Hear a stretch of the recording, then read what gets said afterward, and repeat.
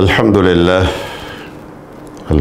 لله نحمده ونستعينه ونستغفره ونؤمن به ونتوكل عليه ونعوذ بالله من شرور أنفسنا ومن سيئات أعمالنا من يهده الله فلا مضل له ومن يضلل فلن تجد له وليا مرشدا وأشهد أن لا إله إلا الله وحده لا شريك له وأشهد أن سيدنا وسندنا وحبيبنا وشفيعنا ومولانا ونبينا محمدا عبده ورسوله أرسله بالحق بشيرا ونذيرا وداعيا إلى الله بإذنه وسراجا منيرا أما بعد فأعوذ بالله من الشيطان الرجيم بسم الله الرحمن الرحيم إن الذين قالوا ربنا الله ثم استقاموا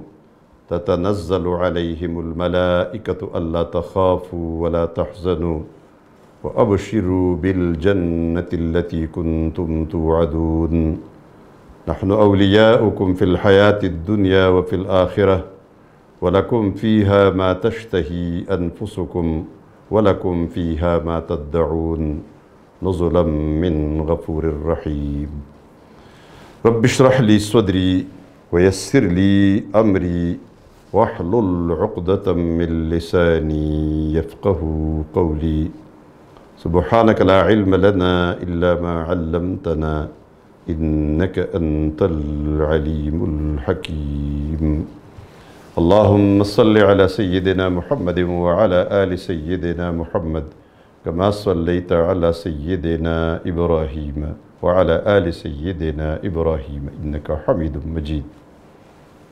میرے انتہائی عزیز اور محترم دوستوں، بھائیوں اور بزرگوں، اور انتہائی محترم اور قابل عزت خواتین اسلام،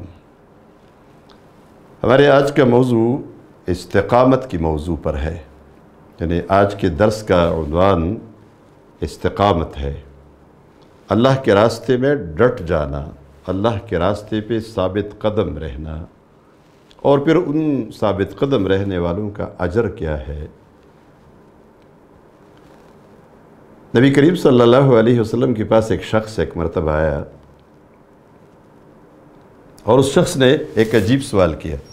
وہ سوال یہ کیا، کہنے لگا، اے اللہ کے رسول، مجھے اسلام کے بارے میں ایک بات بتا دے، قل لی فی الاسلام قولا، مجھے اسلام کے بارے میں صرف ایک بات ایسی بتا دے کہ اسی ایک بات پر عمل کر کے میں جنت میں چلا جاؤں اور آپ کے بعد مجھے کسی اور سے پوچھنے کی ضرورت بھی نہ پڑے۔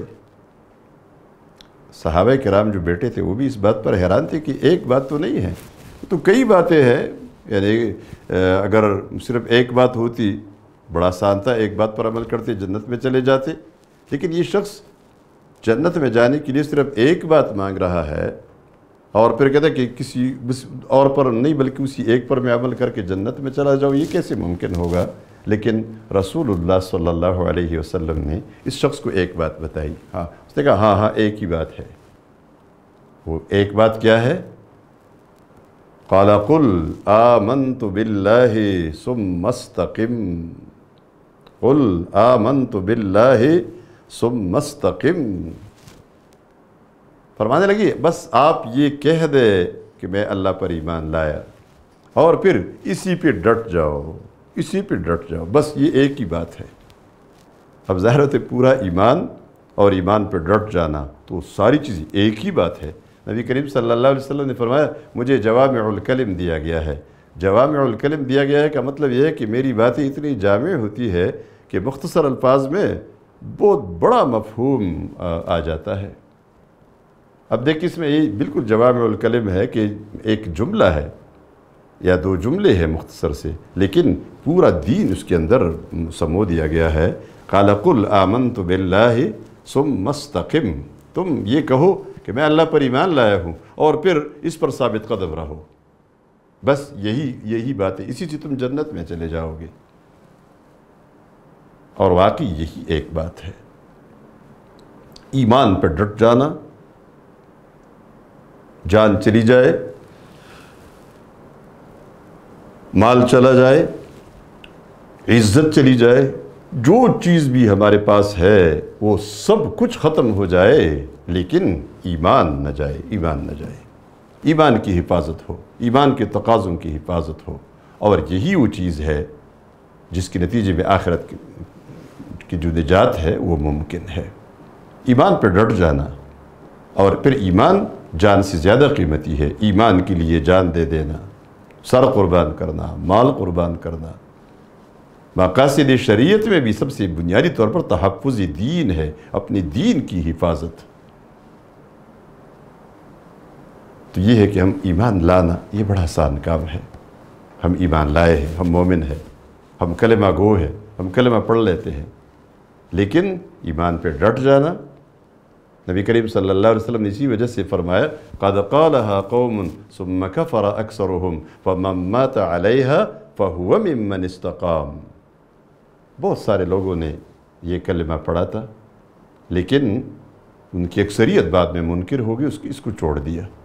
جو شخص اس کلمے پہ قائم رہا اور اس کلمے پہ مر گیا، اس کی جان چلی گئی، یعنی آخر وقت تک وہ قائم رہا کلمے پر، ایمان کو نہیں چھوڑا، سب کچھ چھوڑا، سارا کچھ بچڑ گیا اس سے، خاندان بچڑ گیا، اس کا مال ختم ہو گیا، اس کی جان چلی گئی، اس کی عزت چلی گئی، اس کا جو کچھ تھا، لیکن ایمان نہیں گیا۔ بس وہی استقامت والا ہے، فَهُوَ مِمَّنِ اسْتَقَامَ، جو اس پہ مر گیا۔ حضرت سمیہ رضی اللہ تعالی عنہ مشہور صحابیہ ہے، اور اگر یوں سمجھ لیں اسلام کی پہلی شہید خاتون ہے۔ سب سے پہلے یہ اعزاز، استقامت کی یہ مثال، یہ امتیاز خواتین کا ہے کہ خاتون تھی حضرت سمیہ رضی اللہ تعالیٰ عنہ۔ اسلام کی شدت کا زمانہ تھا، وہ ابتدائی زمانہ جس میں مشکلات شروع ہو گئی تھی۔ ابو جہل نے اس سے کہا حضرت سمیہ رضی اللہ تعالیٰ عنہ سے کہ تم اسلام کو چھوڑ دو، ورنہ میں تمہیں دردناک موت ماروں گا اور تمہیں قتل کروں گا۔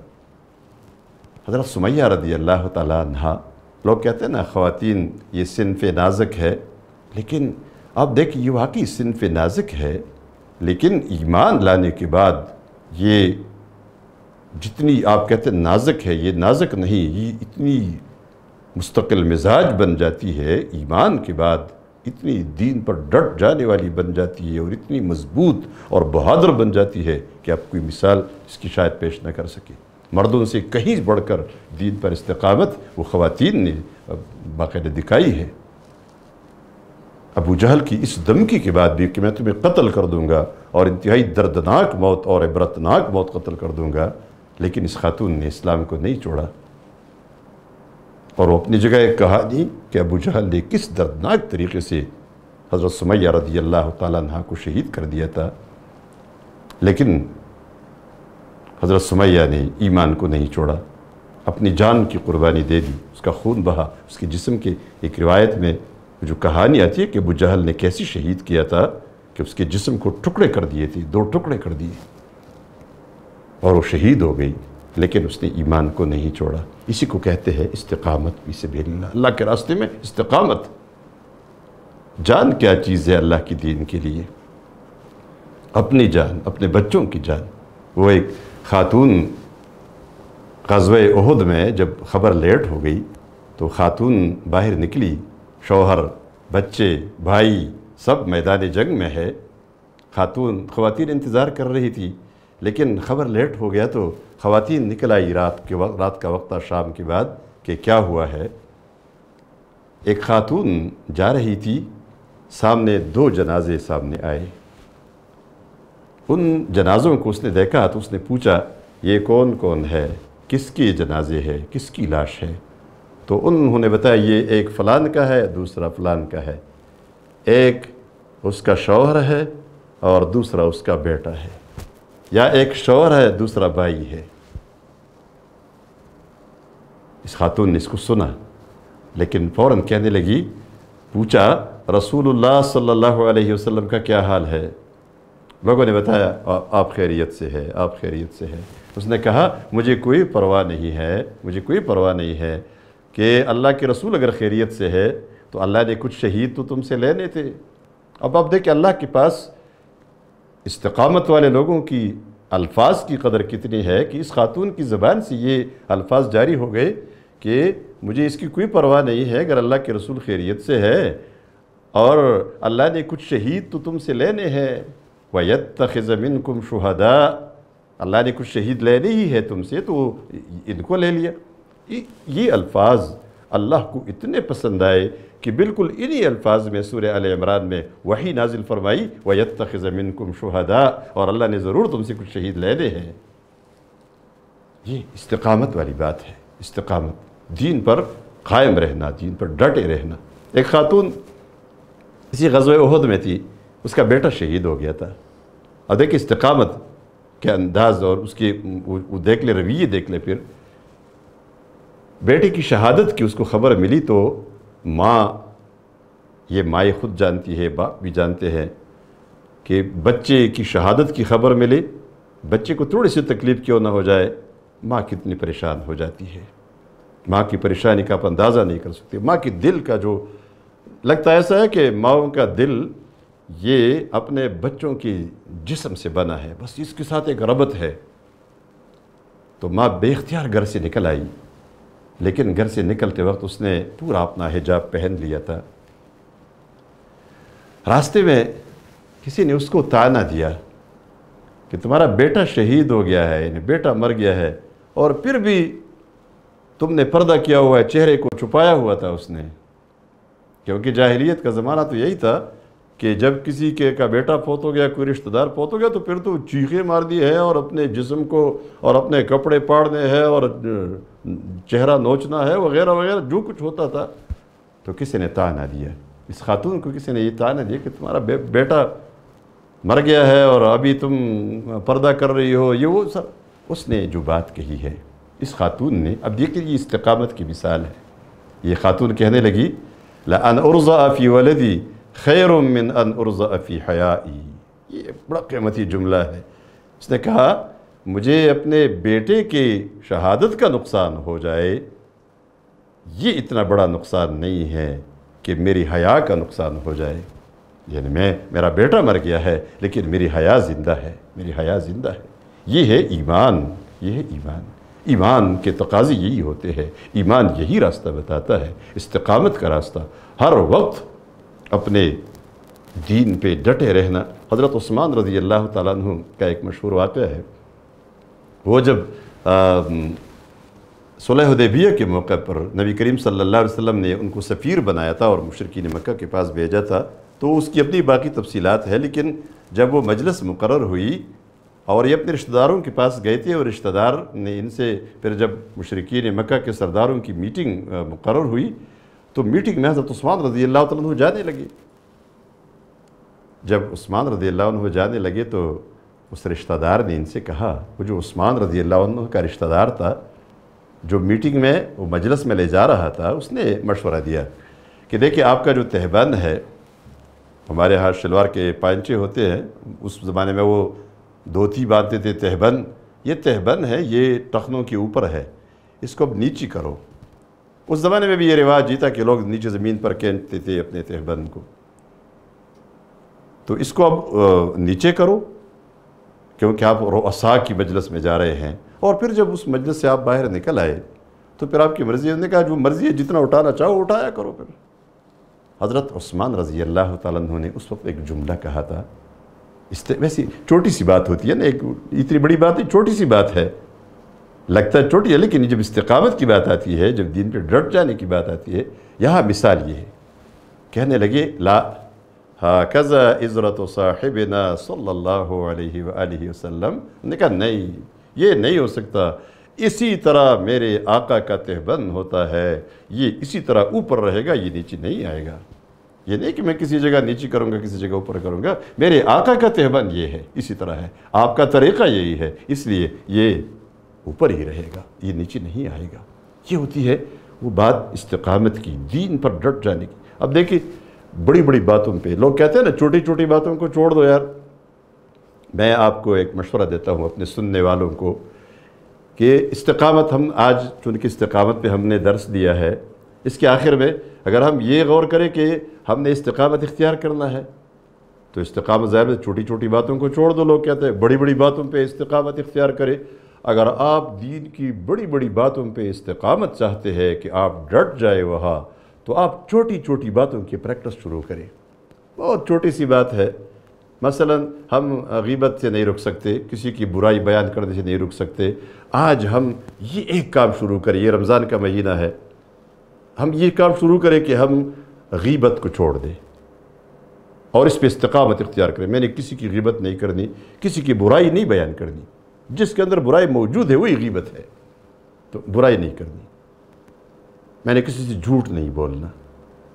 کوئی معمولی سی بات کسی کی استہزاء کی آتی ہے نا، میں کسی کی دھرگت بنا سکتا ہوں. اس مجلس میں، ایک مجلس میں ہم بیٹھے ہیں، کسی کا مذاق اڑا کے لوگوں کو ہنسا سکتا ہوں اس پر، اور اس کی بے عزتی ہو سکتی ہے اور بڑا مزہ آئے گا مجھے.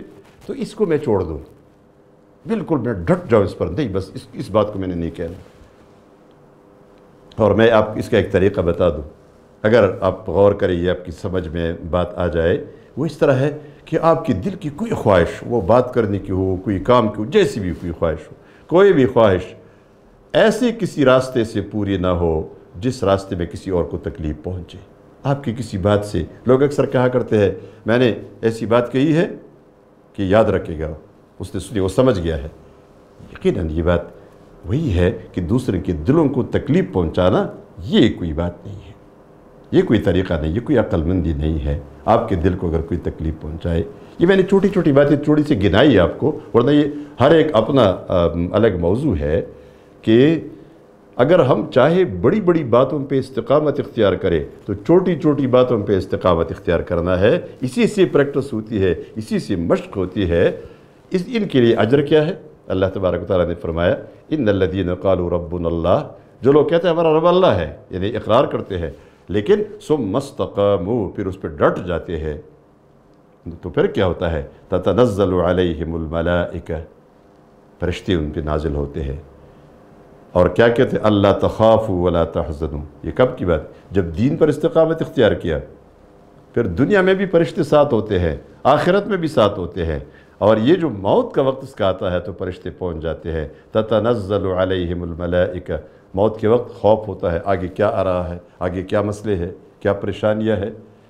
وہ فرشتے آ کر کہتے ہیں اللہ تخافوا ولا تحزنوا، خوف نہ کرو، غم بھی نہ کرو. خوف غم دو کیفیتیں ہیں، خوف آنے والے صدمے سے، اور غم گزشتہ جو کچھ ہوا ہے اس پہ ہوتا ہے.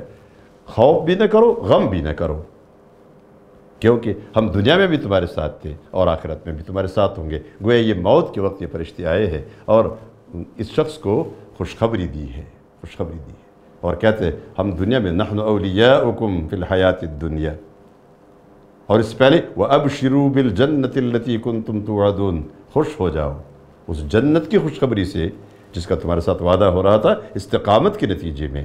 اور کہتے ہیں نحن اولیاؤکم فی الحیات الدنیا وفی الآخرہ، ہم دنیا میں بھی تمہارے ساتھ تھے، تمہاری حفاظت کر رہے تھے. جو لوگ استقامت اختیار کرتے ہیں دین پر، پھر اللہ کے فرشتے موجود ہوتے ہیں ان کو ثابت قدم رکھنے کے لیے، اور آخرت میں بھی ساتھ ہوں گے. وَلَكُمْ فِيهَا مَا تَشْتَهِي أَنفُسُكُمْ وَلَكُمْ فِيهَا مَا تَدَّعُونَ. یہ دیکھیے یہاں بڑا لطیف نکتہ ہے، وَلَكُمْ فِيهَا مَا تَشْتَهِي أَنفُسُكُمْ، تمہارے لیے اس جنت میں وہ سب کچھ ہوگا جو تمہارا دل چاہے گا. یہ کیوں؟ اس لیے تم نے اپنی خواہشات کو دنیا میں کنٹرول رکھا تھا. تو جس نے خواہشات کو دنیا میں کنٹرول رکھا تھا، آج ان کے لیے ان کی خواہشات کے مطابق سب کچھ دستیاب ہوگا، سب کچھ دستیاب ہوگا. وَلَكُمْ فِيهَا مَا تَدَّعُونَ، ہاں اس کے ساتھ جو مطالبہ کرو گے وہ بھی ملے گا، اور جو خواہش ہوگی وہ بھی ملے گا. نُزُلًا مِّن غَفُورٍ رَحِيمٍ، یہ نزل ہے، یہ وہ ابتدائی مہمان نوازی ہے جو مہمان کے آتے وقت دی جاتی ہے. آگے کی نعمتیں اور ہیں. اللہ تبارک و تعالی ہم سب کو استقامت بھی نصیب فرمائے، اور ہم سب کو استقامت کے بدلے میں جو اجر اللہ دیتا ہے ان تمام وہ جو اجر، اجور، نعمتیں، انعامات ہے وہ بھی ہمیں نصیب فرمائے. اقول قولی هذا واستغفر الله لي ولكم ولسائر المؤمنين. ربنا تقبل منا انك انت السميع العليم وتب علينا إنك أنت التواب الرحيم. ربنا آتنا في الدنيا حسنة وفي الآخرة حسنة وقنا عذاب النار. وصلی اللہ تعالی علی خیر خلقہ محمد وآلہ وصحبہ اجمعین.